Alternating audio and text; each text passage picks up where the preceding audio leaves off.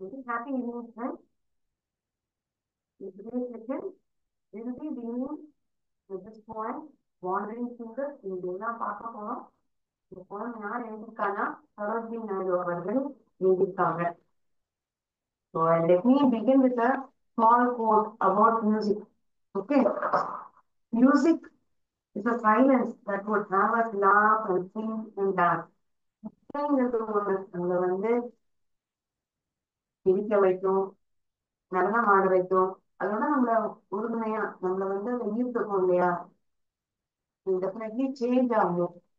But in this wandering singers, what are we going to see? We're going to see folk singers who move from one place to another. இந்த நாட்டுப்புற பாடகர்கள் இருக்காங்க இல்லையா? அவங்க ஒரு ஊர்ல இருந்து ஒரு ஊருக்கு, ஒரு இடத்துல இருந்து இன்னொரு இடத்துக்கு பாடிட்டே போவாங்க. அவங்கள பார்த்தாலே ரொம்ப சந்தோஷமா இருக்கும். அவங்க மனசுல வந்து ஒரு விதமான எந்த விதமான ஒரு வண்டியோ எதுவுமே இருக்காது. ரொம்ப சந்தோஷமா இருப்பாங்க அவங்க பார்த்தாலே. உங்களுடைய கவலைனா போயிடும் வேற இடத்துலதான் அவங்க பாடுவாங்க. Makes our mind calm. Right? So இந்த போயத்துல பார்க்கக்கூடிய இந்த வாண்டரிங் சிங்கர்ஸ்ல வந்து you will see about those folk singers who wander from one town to town or village to village, and what are they doing? They are spreading the message of love. இந்த அன்பை பத்தின இந்த message எல்லாம் ஒரு ஊர்ல இருந்து இன்னொரு ஊருக்கு பகிர்ந்துக்கிறாங்க. They are sharing the importance of love. How are they sharing it? They are sharing it through their singing. அவங்க பாடல்கள் மூலமா தான் அதை தெரிவிக்கிறாங்க. போயத்தை பார்க்கறதுக்கு முன்னாடி உங்கள எத்தனை பேருக்கு இசை கருவிகளை பத்தி தெரிஞ்சிருக்கு? அது ஏபிள் டு ஐடென்டிஃபை தான். கல்வி சீர் ஒரு சின்ன கேம் விளையாடி பார்க்கலாம். உங்களால அந்த இசை கருவிகளை வந்து ஐடென்டிஃபை பண்ண முடியுதான்னு பார்க்கலாம். சரியா? You know the answer, please let me know. என்ன இசை கருவி உங்களுக்கு தெரியுமா? நீங்க டேக் பாக்ஸ் சொல்லலாம், இல்ல அன்மியூட் பண்ணி கூட சொல்லலாம்.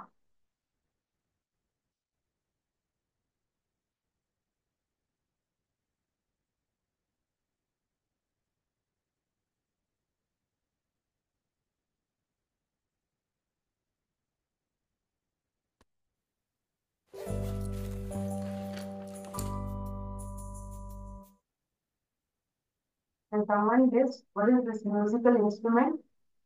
இந்த இசை கருவி சொல்ல முடியுமா? பார்த்தா என்ன இன்ஸ்ட்ருமெண்ட் வாங்கிருக்கு? வயலினா? இல்லை. Okay. One of you have told me that guitar. Let me check whether it is a guitar. No, it is mandolin. Okay, இது வந்து mandolin. இது பார்த்தாலே தெரிஞ்சிருக்கும் நிறைய பேருக்கு. D-ல கூட ஆரம்பிக்கும். D, D for dance. D-ங்கிற எழுத்துல ஆரம்பிக்கும். Someone guess என்ன இசை கருவின்னு சொல்ல முடியுமா? ஐடென்டிஃபை பண்ண முடியுமா?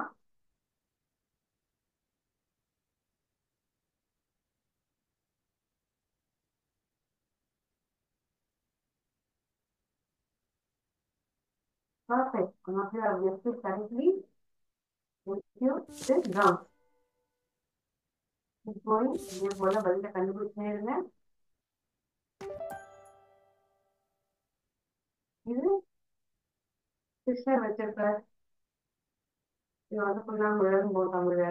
இதை விட எதுவுமே ப்ரூஃப் கொடுக்க முடியாதுனால இதை நம்ம ஆங்கிலத்தில் என்னன்னு சொல்லுவோம்? What do we call it in English?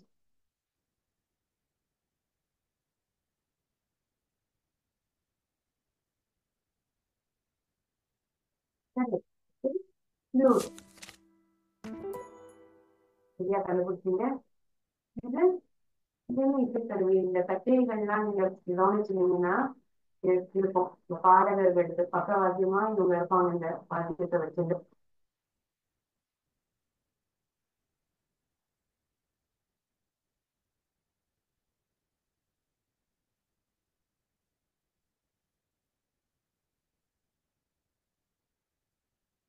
தபலாம் ஒருத்தவங்க சொல்லியிருக்கீங்க.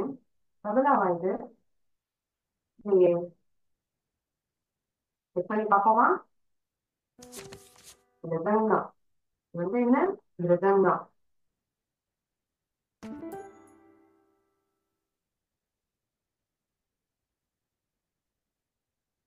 What is this instrument? இது என்ன இசைக்கருவி? இது lute. இந்த படத்தை என்ன கவனிச்சு வச்சுக்கோங்க. இந்த போயம்ல வந்து இந்த இசைக்கருவியை பத்தி சொல்லப்பட்டிருக்கும். ஓகேயா? போயமை நம்ம ஒவ்வொரு ஸ்டாண்டாவா பார்க்கும்போது இந்த இசைக்கருவியான lute பத்தி சொல்லப்படுவோம். It's a kind of a musical instrument. Okay.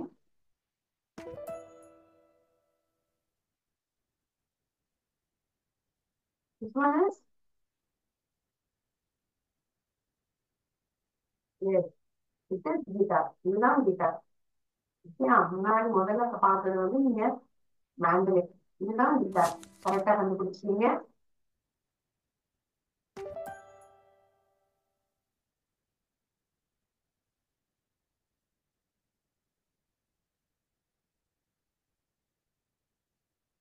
உங்களோட இந்த கை வரைக்கும் பதில் கண்டுபிடிச்சு வரீங்க. Yes. It is saxophone. Saxophone.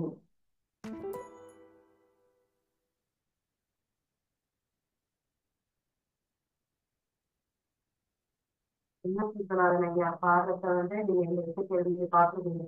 வாசிலே தான் அவர் பாடுவார். சரி, ஹார்மோனியம் தான். கரெக்டா கண்டுபிடிச்சீங்க. Very good. This one,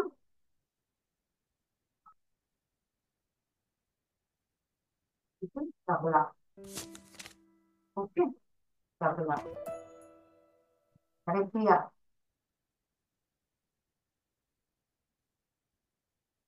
இந்த பிக்சர்லயே வந்து சூப்பர் இருக்குமா? ட்ரம்பெட். கண்டிப்பா கவனிச்சிருக்கீங்க. Very good. Thanks for identifying it. This trumpet. Okay, so we have got to know various musical instruments. Musical instruments. Yes. Now we will look into the point. Okay.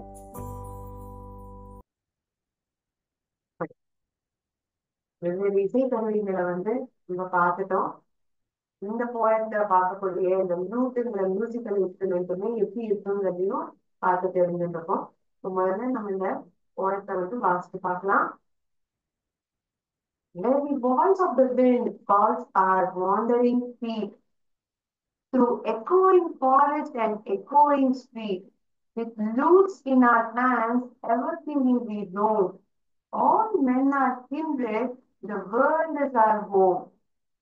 Our lives are of cities whose luster is shed, the laughter and beauty of women long dead. The sword of old battles, the crown of old kings, and happy and simple and sorrow things. Okay, one more stanza that reads that as well. What hope shall we gather? What dreams shall we sow? Where the wind calls our wandering footsteps we go. No love bids us tarry, no joy bids us wait. The voice of the wind is the voice of our faith. Read the entire poem once. Now we'll see line by line meaning. Okay. லைனுக்கான meaning என்னங்கிறத பார்க்கலாம்.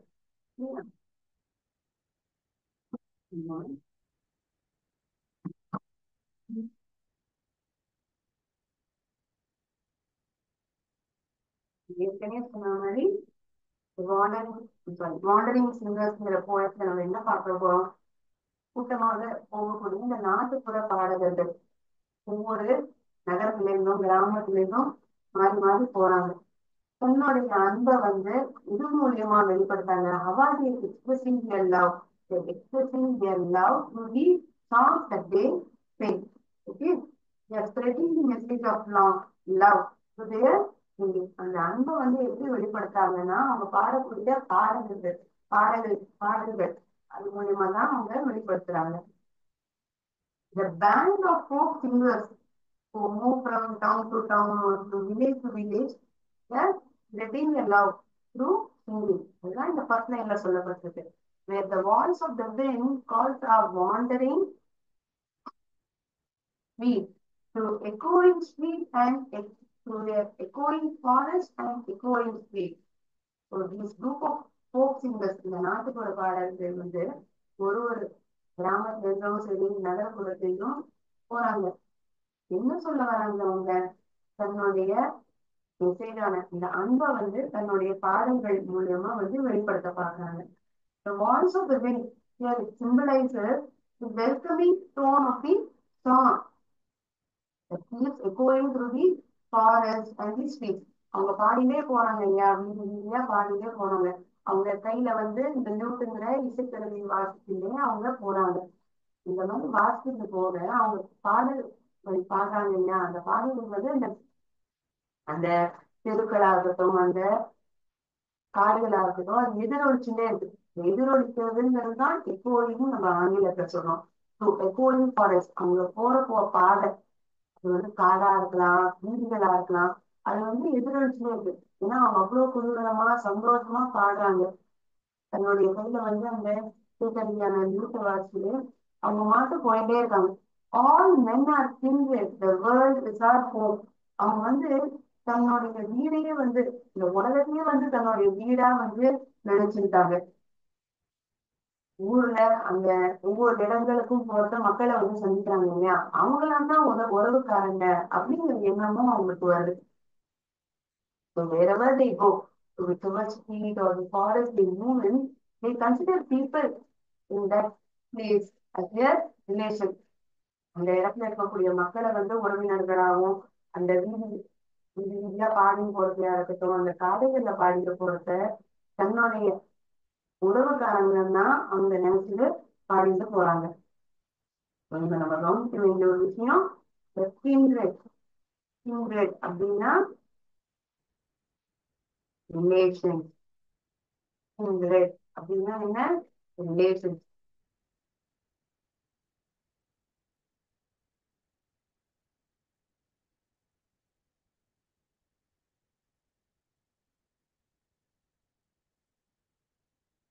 All men are kindred. அது பார்க்கக்கூடிய நபர்களா இருக்கட்டும், அவங்க எல்லாமே ரொம்ப ஒண்ணு கூடி இருக்காங்க, ரொம்ப எளிமையா இருக்காங்க, ரொம்ப சந்தோஷமா இருக்காங்க, மனதார பாடுறாங்க. உலகத்தையே வந்து தன்னுடைய வீடா வச்சிருக்காங்க. அப்பெல்லாம் நம்ம வீட்டெல்லாம் வீடா நினைச்சிடும். இவங்க வந்து அங்கங்க போயிட்டே இருக்காங்க இல்லையா, they don't stay in one particular place. They keep roaming, they keep wandering. Wanderingனா என்ன, ஒரு இடத்துல இருந்து இன்னொரு இடத்துக்கு அப்படியே போயிட்டே இருக்கிறது. They keep moving from one place to another. Yes. So this is the meaning of the first stanza, wherein these folk singers are moving from one place to another. They are moving from the forest, street, and they are having this musical instrument lute. தன்னுடைய கையில வந்து இசைக்கருவியான லூட்டை வாசிச்சுட்டே பாடியிலே அப்படியே திரும்பி போனாங்க அந்த வீதிகள் முழுக்க. அவங்க வந்து சந்திக்கக்கூடிய மக்களை தான் வந்து உறவு காணணும், அந்த உலகமே வந்து தன்னுடைய வீடுன்னும் அவங்க நினைச்சுக்கிறாங்க. Next stanza. Our days are of cities whose luster is shed, the laughter and beauty of women long dead, the sword of battles, the crown of old kings, and happy and simple and sorrowful things. இந்த நாடோடிகள் பாடக்கூடிய இந்த நபர்கள் அவங்க கையில என்னெல்லாம் வாக்கியங்கள் வச்சிருக்காங்க, இன்னும் தெரிவிக்க வராங்க அந்த பாடல்கள் மூலியமா, அதை வந்து நம்ம இங்க பார்ப்போம். Our names are of cities whose luster is shed. The song that we sing, they are about cities and the glory that is lost. இப்ப இருக்கக்கூடிய நகர வாழ்க்கையில வந்து இந்த பழமையான விஷயங்கள் நிறைய நம்ம இழந்துட்டோம் இல்லையா. The typical modern world that we are living in, the age-old traditions have been lost. So அதை என்னெல்லாம் இழந்திருக்கோம், இதெல்லாம் வந்து இப்ப இருக்கக்கூடிய நகர வாழ்க்கை வந்து இழந்திருக்கு, எதை மிஸ் பண்றதுங்கிறத வந்து அதை வந்து பாட்டு மூலியமாவே பாடிட்டே போறாங்களாம். Our days are of cities whose laughter is shared, the laughter and beauty of women long dead. They also talk about glory, wherein women used to be so happy. அதாவது அவங்களுடைய அழகே வந்து அந்த சிரிப்பு தான். அது வந்து முந்தைய இருந்த காலத்துல அந்த அளவுக்கு இப்ப இல்ல, அது வந்து இப்ப நம்ம இழந்துட்டோம் அப்படிங்கிற போல சொல்றாங்க. The laughter and beauty of women long dead. இந்த காலமா இருந்த இந்த பெண்மணியுடைய சிரிப்பா இருக்கட்டும், அந்த அழகா இருக்கட்டும், இப்ப அது குறைஞ்சு வந்துருக்கு, இல்ல இழந்துட்டாங்க, இழந்துட்டோம் அப்படிங்கிற போல சொல்றாங்க. The sword of old battles, the crown of old kings, and happy and simple and sorrowful things. The theme of the song that they sing, it goes back to the stories of ancient battle of old days. அதாவது அந்த நாட்கள்ல, அந்த நாள்ல இருந்த இந்த ராஜாக்கள் அவங்களுடைய போரா இருக்கட்டும், அவங்க சண்டை புரிஞ்சதா இருக்கட்டும், அதெல்லாம் வந்து அந்த பாடல்கள்ல வந்து வெளிப்படுத்தியிருக்காங்க. இப்ப ஏதாவது ஒரு தீம் இருக்கணும் இல்லையா? பாடல்கள்னா என்ன? ஏதாவது ஒரு கண்டென்ட் இருக்கணும், எதை பத்தி பாடினாங்கிறது இருக்கணும் இல்லையா? இப்ப அவங்களுடைய பாடல்கள்ல ஒரு முக்கியமான இந்த தீம் என்னன்னு பார்த்தோம்னா, அந்த நாட்கள்ல இந்த அந்த நாள்ல இந்த ராஜாக்களா இருக்கட்டும், அவங்க அணிந்திருந்த தன் தலையில இருந்த இந்த கிரீடம், அதெல்லாம் வந்து கிரவுன்னு சொல்லப்படுது. ராஜா அணிந்திருந்த கிரீடம், இதுதான் கிரவுன் அப்படின்னு சொல்லப்படுது. அவங்க எப்படி போராடினாங்க, எப்படி சண்டையிட்டாங்க, இது போன்ற விஷயங்கள் எல்லாம் அந்த பாடல்கள் மூலியமா வெளிப்படுத்தியிருக்காங்க. அந்த பாட்டுல வந்து சந்தோஷமும் கலந்துருக்கு, துக்கமும் இருந்த விஷயங்களும் இருந்திருக்கு. ஒரேடியா சந்தோஷமா குதூகலமான பாடல்களாவே இல்லை, அது மட்டும் பாடல் சோகம் நிறைந்த பாடல்களும் இருந்திருக்கு. ஏன்னா இப்ப யாராவது ஒரு போர் வீரரா இருக்கட்டும், ஒரு ராஜா ரொம்ப என்ன போர் புரிஞ்சு அவர் வந்து உயிர் இழந்துதான் இருக்குன்னா, அந்த இடத்துல அந்த சோகத்தை வெளிப்படுத்துற மாதிரி கூட இந்த பாடல்கள் இருந்திருக்கு. Our lays are of cities whose luster is shed, the laughter and beauty of women long dead, the sword of old battles, the crown of old kings, and happy and simple and sorrowful things. அவங்களுடைய பாடல்கள்ல என்னெல்லாம் இருந்திருக்கு, இதெல்லாம் நம்ம பார்க்க முடியுது. பெண்களுடைய சிரிப்பா இருக்கட்டும், அந்த அழகு, அதெல்லாம் தெரிஞ்சதெல்லாம் இருந்திருக்கு. அவங்க பாடல்கள்ல என்னெல்லாம் இருந்திருக்கு, ராஜாக்கள் போர் புரிஞ்சதா இருக்கட்டும், அவங்களுடைய வீரம் அது எப்படி நமக்கப்பட்டிருந்தது, இது எல்லாமே இந்த பாடல்கள் மூலியமா அவங்க தெரிவிச்சிருக்காங்க. அதுல வந்து சந்தோஷம், துக்கம் எல்லாம் கலந்ததாவே தான் இருந்திருக்கு. Okay, this is the second stanza that we have read now. Our names are of cities. Some of you ask, names na என்ன மேம்? names na என்னன்னு கேட்டிருக்கீங்க. Please clarify your doubt. Names are nothing but songs, Abhi stories, பாடல்கள், கதைகள், அவங்க சொல்லக்கூடிய இந்த நாட்டுப்புற பாடல்களா இருக்கட்டும், கதைகளா இருக்கும். ஒரு சில இடங்கள்ல பார்த்தோம்னா ஒரு கதையை சொல்லிட்டு அதுக்கப்புறம் பாட்டுக்கு வந்துருவாங்க. அதெல்லாம் வந்து லேசர் ஆஃப் சிட்டிஸ். அவங்களுடைய பாடல்களையும் கதையும் இந்த நகரப்புறங்களை பத்தி சொல்லப்பட்டிருக்கு. இந்த நகரப்புறங்கள்ல இப்ப இருக்கக்கூடிய விஷயங்கள் வந்து என்ன சொல்லப்படுது, பழங்காலத்துல இருந்த அந்த அழகு இழந்திருக்கு. அதாவது இந்த ஓல்ட் ட்ரெடிஷன் அப்படின்னு lost lustre is shed. Lustre means glory. லஸ்டர்னா என்ன? க்ளோரி. அதனுடைய அழகு, அதாவது இப்ப இருக்கக்கூடிய நகரப்புற வாழ்க்கை இன்றைய நாள்ல இருந்த அந்த அழகான விஷயங்களை வந்து அது இழந்திருக்கு. லாஸ்ட். கெட்டுனா என்ன? லாஸ்ட், இழந்துடுது, இழக்கப்பட்டிருக்கு.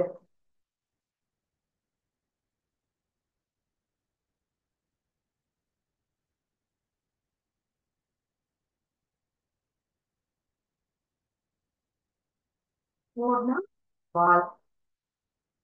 ராஜாக்கள் வச்சிருப்பாங்க இல்லையா கையில, தலையில அணியக்கூடிய கிரீடம், அதுதான் கிரவுன். சாரோஃபுல்னா என்ன? சோகமான. டேஸ்னா என்னங்கிறத ஒரு 2 நிமிடம் திங்க் பண்ணியிருந்தாங்க. இதுக்கான அர்த்தம் நீங்க எழுதுன மாதிரி பாடல்கள், கதைகள், அதாவது சொல்லலாம்.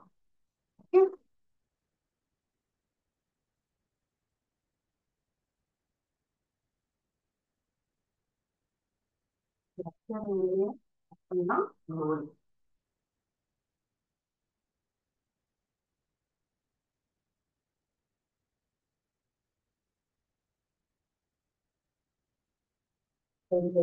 ஸ்டாண்டால இப்ப பார்க்கும்போது thought of writing was அடுத்த பேராகிராஃப் போறதுக்கு முன்னாடி நம்ம இங்க இருக்கக்கூடிய ரைமிங் வேர்ட்ஸ் என்னங்கிறதையும் உடனடியாவே பார்த்துடலாம். ஸ்பீட், ஸ்வீட் ஒரே மாதிரி உச்சரிப்பு இருக்கக்கூடிய கடைசி வார்த்தைகளா இருக்கு. அந்தந்த லைனுடைய ஃபர்ஸ்ட் லைனுடைய கடைசி வார்த்தை ஸ்பீட், இரண்டாவது லைனுடைய கடைசி வார்த்தை ஸ்ட்ரீட். இரண்டுமே ஒரே மாதிரி சத்தம் அளிக்கக்கூடிய வார்த்தைகளா இருக்கு. அதனால இது ரெண்டும் ரைமிங் வேர்ட்ஸ் நம்ம கேட்டகரைஸ் பண்றோம். அடுத்தபடியா என்ன இருக்கு? Roam, home, roam, home, rhyming words. அப்படின்னா இந்த ஸ்டான்ஸானுடைய ரைமிங் ஸ்கீம் என்ன மேம்? இந்த சந்தேகம் உங்களுடைய ரைமிங் வேர்ட்ஸ்னு வந்ததுன்னா ரைமிங் ஸ்கீமும் இருக்கும். கரெக்ட் தானே? ஆமா. ஏ பிபி இதுதான் இந்த ஸ்டான்ஸாவினுடைய rhyming scheme. I thought of discussing rhyming words and rhyming scheme as soon as I discuss the meaning of the particular stanza. I have done it before I discuss the second stanza. Sorry for that. முதல் லைன்ல இருக்கக்கூடிய கடைசி வார்த்தையும் ரெண்டாவது லைன்ல இருக்கக்கூடிய கடைசி வார்த்தையும் ஒரே மாதிரி சத்தம் அளிக்கக்கூடிய வார்த்தைகளாக இருக்கு. அதனால இதை வந்து பேர் ஆஃப் ரைமிங் வேர்ட்ஸ் சொல்றோம். இது வந்து next set of rhyming words சொல்றோம். ஸோ இது ரெண்டுமே ஒரே மாதிரி சத்தத்தை கொடுக்கறதுனால இதுக்கு வந்து ஆல்பபெட் ஏன்னு நம்ம கேட்டகரைஸ் பண்றோம். அதே சத்தம் அளிக்கக்கூடிய வார்த்தையா தான் அடுத்த லைன்ல இருக்கக்கூடிய வார்த்தை கொடுக்குறது. அதனால மறுபடியும் ஏஎம்ஏ நம்ம கேட்டகரைஸ் பண்றோம். மூணாவது லைன்ல இருக்கக்கூடிய வார்த்தை ஸ்வீட், ஸ்வீட் மாதிரியே இருக்கக்கூடிய சத்தத்தை கொடுக்கக்கூடிய வார்த்தைகளா இருக்கா? இல்ல, சுத்தமா வேற மாதிரி சத்தத்தை கொடுக்கக்கூடிய வார்த்தையா இருக்கும். இதை வந்து டி அப்படின்னு சொல்றோம். ஹோம், இது rhyming along with this word roam? Yes, it is. அதனால இதை பின்னு மறுபடியும் கேட்டகரைஸ் பண்றோம். ஏஏபிபி இதுதான் ரைமிங் ஸ்கீம். இதே ரைமிங் ஸ்கீம் தான் த்ரூஅவுட் தி போயம் இருக்குமா? இந்த சந்தேகம் வரலாம். அதையும் நம்ம பார்க்கணும். இந்த ரெண்டாவது ஸ்டாண்டர்டான அர்த்தமும் நம்ம பார்த்திருக்கோம். ஷெட், டெட் அதே ரைமிங் ஒரே மாதிரி சத்தத்தை கொடுக்கக்கூடிய வார்த்தைகள் இருக்கா? Shed, dead rhyming. Shed, dead. King, king. Again, these two are rhyming. Again, the rhyming scheme of this stanza is AABB. AABB தான் rhyming scheme. முதல் stanzaலையும் rhyming words rhyming scheme பார்த்தோம். இரண்டாவது stanzaலையும் இருக்கக்கூடிய rhyming words rhyming scheme நம்ம பார்த்தோம். So we can solve this poem. The poet has maintained the rhyming scheme as AABB. Now we'll see the third stanza.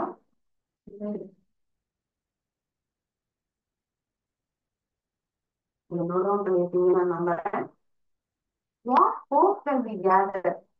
What dreams shall we sow? Where the winds call our wandering footsteps we go.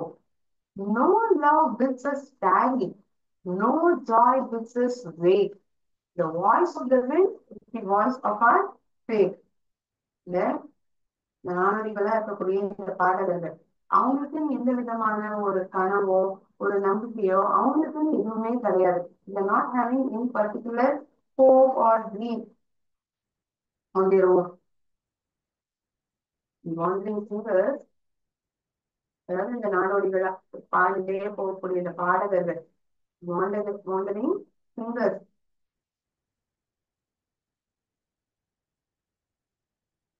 they have the wandering singers have no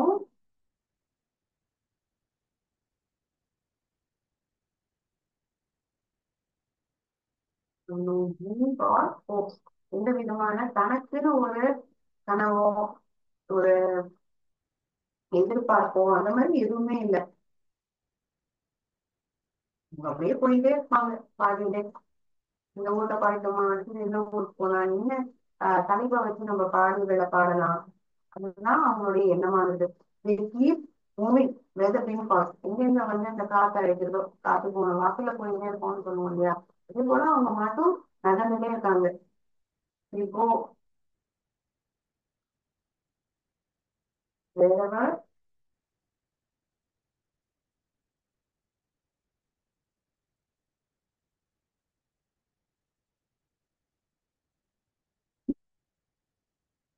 wherever the wind falls, எங்கெல்லாம் வந்து காத்து அழைக்குதோ அந்த இடத்துக்கு தான் அப்படியே அவங்க நகர்ந்து கொண்டே இருக்காங்க.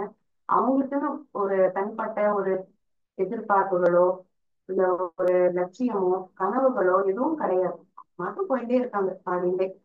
What hopes are we gather, what dreams are we sow. எந்த எந்த கனவை வந்து நாங்க விதைக்கிறது, எந்த நம்பிக்கையை வந்து நாங்க சேகரிக்கிறது. where the wind calls our wandering footsteps we go. இந்த காற்று அழைக்கிறதோ நாங்க அப்படியே எங்களுடைய பயணத்தை நாங்க தொடர்ந்து போயிட்டே இருக்கோம். அந்த இடத்துக்குலாம் நாங்க நகர்ந்து போயிட்டே இருக்கோம்.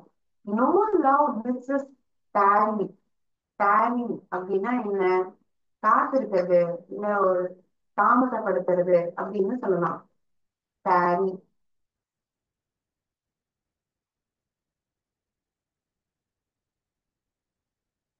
No love with this tarry, no joy with this wait. The voice of the wind is the voice of your faith. So no love, I'm sorry, no love can make them go slow. எந்த விதமான ஒரு அனுபவம் இங்கே இருந்தலாம், கொஞ்ச நாள் இங்க இருக்கலாம் அப்படிங்கிற மாதிரி அவங்களால இருக்க முடியாது. அந்த இடத்துல பொறுமையா போலாம், இந்த இடத்துல நம்ம கொஞ்ச நாள் இருக்கலாம்ன்ற எண்ணம் அவங்களுக்குள்ள வராது. ஏன்னா அவங்களோட எண்ணம் வந்து அந்த இடத்துல இந்த பாடல்கள் மூலியமா எண்ணத்தை வந்து வெளிப்படுத்தணும். அது முடிச்சோன்னா அவங்க வந்து கலந்துருவாங்க. அதுக்காக ஒரே இடத்துல அவங்க இருக்க முடியாது. No joy can make them request to wait. இந்த மக்கள் கொடுக்கக்கூடிய அந்த அன்பா இருக்கட்டும், இங்கே என்னன்னு சொன்னா அவங்களால அந்த இந்த இடத்துல காத்து இருக்க முடியாது. It can't make them to wait. No request can make them to wait. So whatever, sorry, the voice of the wind is the voice of our faith. எங்கெல்லாம் காத்து அடிக்கிறதோ, எங்கெல்லாம் நகரமும் போறாங்களோ அங்க போயிட்டே இருப்பாங்க. You can't stop them. The voice of the wind is the voice of your life. And that is their destiny as well. அதெல்லாம் அந்த விதியும் ஓசையாவே அவங்க கருதுறாங்க. காற்றினுடைய ஓசை எங்கெல்லாம் இருக்கோ அதான் அவங்களுடைய விதியின் ஓசை அப்படிங்கிற போலயே அவங்க தோன்றாங்க. That's what these wandering singers, இந்த நாடோடி பாடகர்கள் எல்லாம் இருந்து ஒவ்வொரு இடமா நகர்ந்து போயிட்டே இருக்காங்க.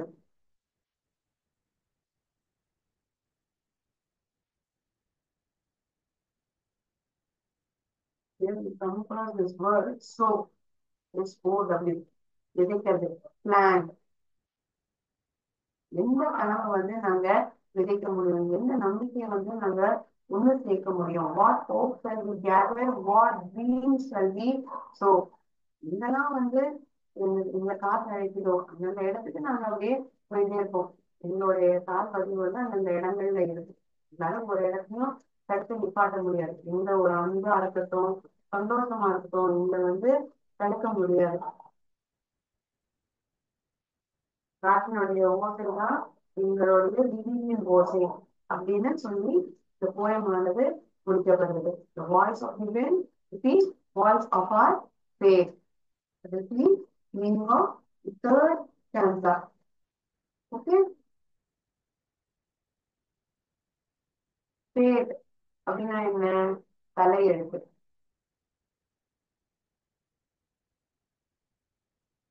English, but all you want to know the meaning? So take it on board.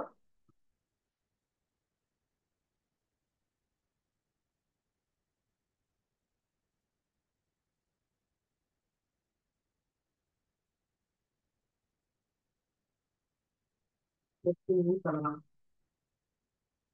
உங்களுடைய தலையெழுத்துன்னு சொல்லணும். நம்ம எதை போய் அடைய போறோம், உங்களுடைய டெஸ்டினி என்ன, அதெல்லாம் இந்த ஃபேத்துக்கான அர்த்தம். So இந்த தேர்ட் ஸ்டாண்டால எதெல்லாம் வந்து rhyming words? Can someone say what are the rhyming words in the third stanza?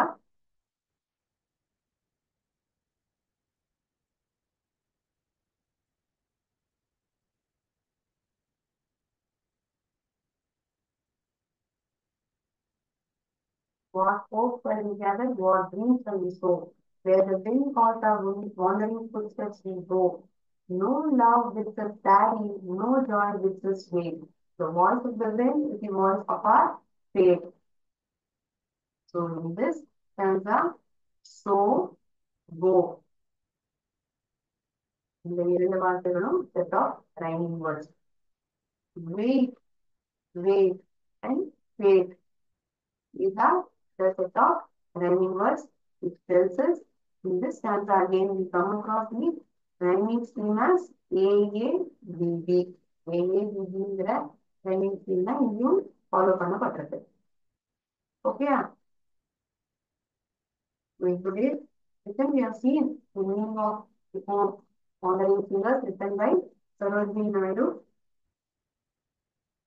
அடுத்தபடியா நம்ம மல்டிபிள் சாய்ஸ் கொஸ்டின்ஸ் பார்க்க போறோம். இன்னைக்கு பார்க்க போற மல்டிபிள் சாய்ஸ் கொஸ்டின்ஸுமே வந்து ஆக்டிவ் வாய்ஸ் பேசிவ் வாய்ஸ் சம்பந்தமா தான் இருக்கு. ஏன்னா அது ஒரு இம்பார்ட்டன்ட் டாபிக் இல்லையா? It should be knowing it very well. So before I say that, please share the screen. Wherein I show you the pictures of these folk singers, the lute which they carry along with them. அவங்க கையில எடுத்துன்னு போகக்கூடிய இந்த இசைக்கருவியான இது வந்து மனப்பாடம் செய்யக்கூடிய ஒரு போயம். சரிமா, இதை செய்யணும்.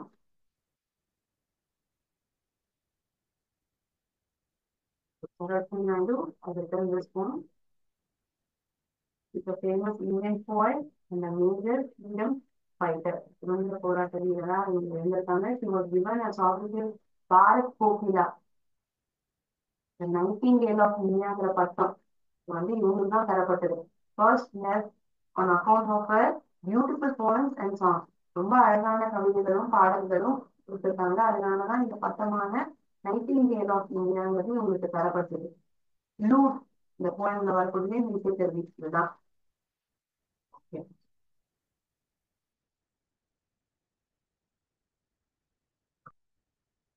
இன்னைக்கு நம்ம பார்க்கக்கூடிய இந்த multiple choice question active to passive voice வந்து இந்த சாதாரண கடந்த காலத்துல இருக்கக்கூடிய வாக்கியங்களா இருக்கும்.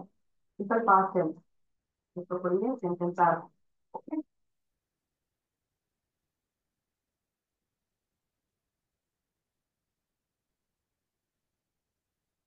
Okay, poem.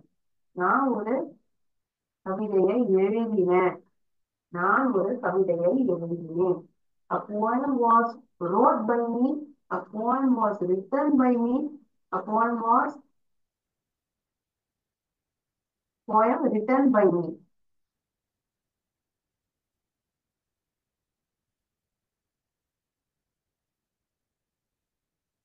Wrote a poem. Poem was written by me. A poem was written by me. Wrote by me. Written by me. Written poem written by me. Sentence pattern நம்ம active voice passive voice மாற்றும்பொழுது எப்படி மாறுங்கிறத நான் நிறைய புரிஞ்சுப்பேன். உங்களுக்கு ஒரு ஞாபகம் வந்ததுன்னா உங்களால எளிமையா பதில கண்டுபிடிச்சிட முடியும். ரெண்டாவது கேள்வி, ஐ ஹெல்ப் ஜிம். நான் ஜிம்முக்கு உதவி செஞ்சேன். Jim was helping me. Jim was help by me.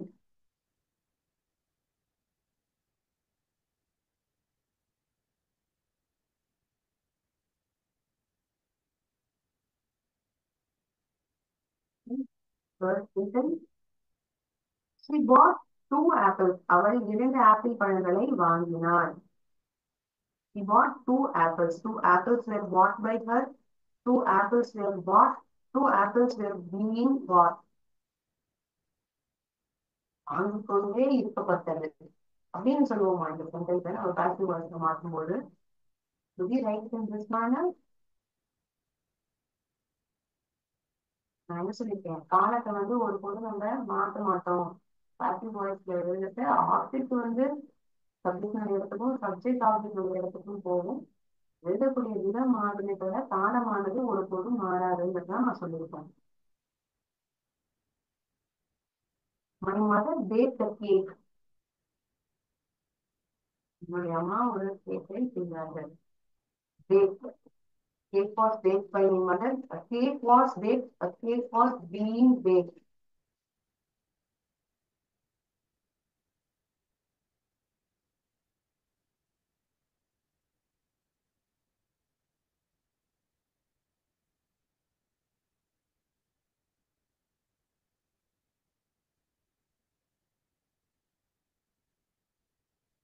Okay.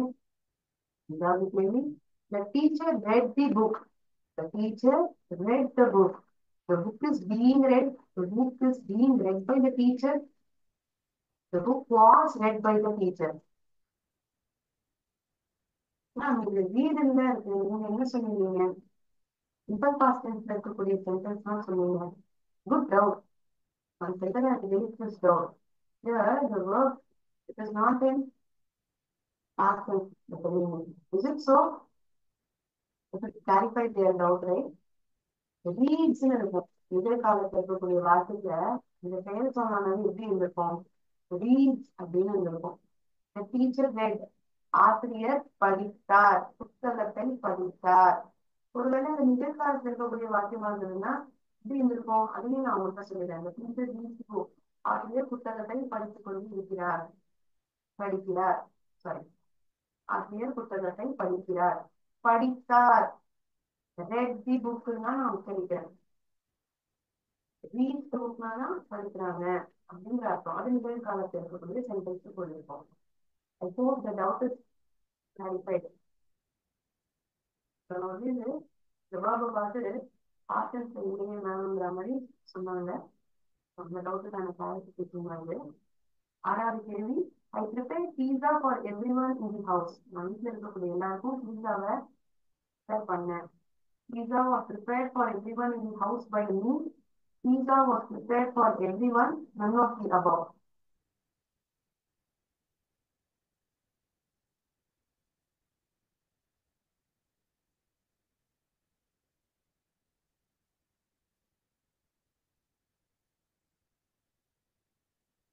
Okay.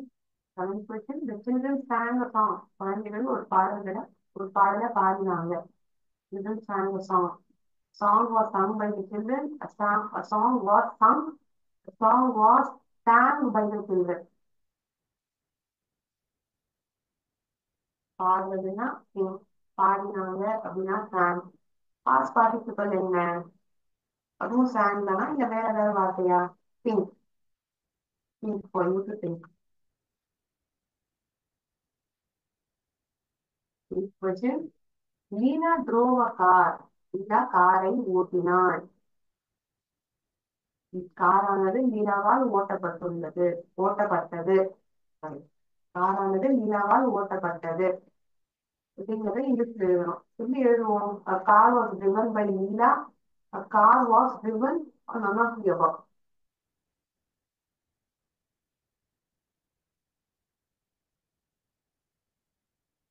Question. She submitted a workbook. Workbook was submitted by her. Her workbook were submitted by her. None of the above.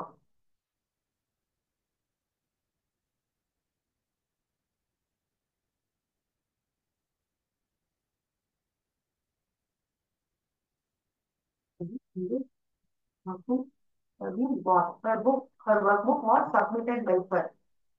So consider that her workbook was submitted by her. So மூணு option எழுது. 10th one, last question. Group of people robbed a provision store. மளிகை கடையில கூட்டமான மக்கள் வந்து திருடிட்டாங்க. A provision store was being robbed. A provision store was robbed by a group of people. A provision store was robbed. Provision store was robbed.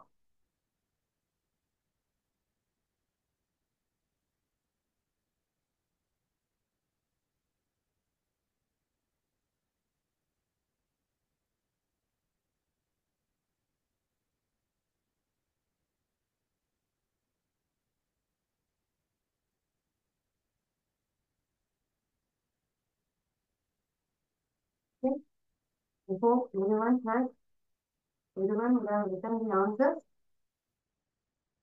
The doubts during the session that I had, doubts raised by you during the session was also clarified. நீங்க கேட்ட சந்தேகங்களும் நான் தீர்த்திருப்பேன் நான் நம்புறேன்.